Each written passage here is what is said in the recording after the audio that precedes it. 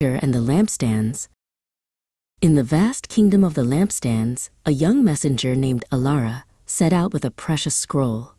Her king had sent her to 3 great cities, each one shining like a flame on the kingdom's map. First, she arrived at Sardis. The walls were high, the gates were wide, and the banners were grand. But the streets were strangely quiet, and the people seemed to move in a slow, dusty haze. Alara presented the king's message to the elder, Alistair. "Wake up! Your great deeds are unfinished, like a garden left half-weeded. Strengthen what little good remains before it dies completely." Alistair sighed and shook his head, then slowly went back to his sweeping.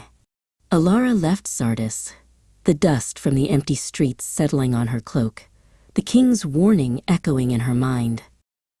Next, she climbed high into the mountains until she reached the fortress of Philadelphia. It was small and rugged, with no grand towers, but the air was clear, and the people moved with a cheerful, steady resolve. She gave the scroll to the guardian, Tamsin. "You have little strength, yet you have kept my word. A door is open before you that no one can shut. Stay true, and you will be a pillar in my temple."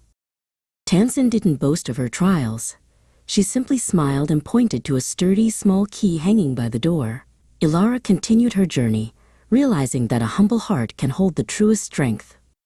Finally, Alara came to the bright coastal city of Laodicea. Here, the clothes were silks, the gold was everywhere, and the noise was deafening. "We have everything," the chief merchant, Dorian, declared.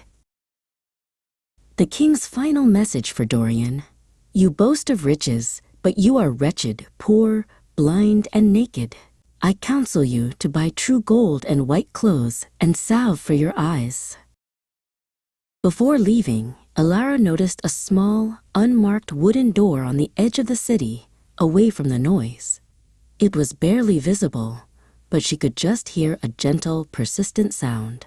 Knock, knock, knock.